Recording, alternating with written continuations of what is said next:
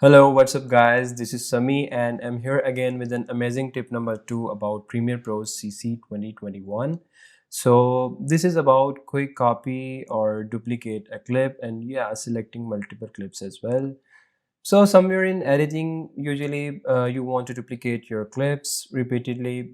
Usually you try to copy and paste like that, but here is an easy way to do this. What you have to do is you need to just select and drag your desired clip while holding Option button if you are on Mac or Alt button if you are on Windows. This will duplicate your clip.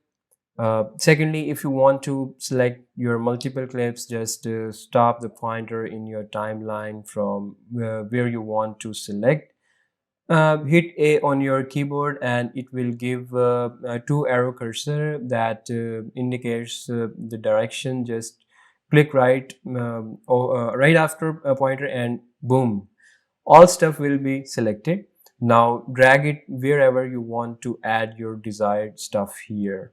Similarly, if you want to select clips before the pointer, then press Shift A and this will give you the arrows in a backward direction.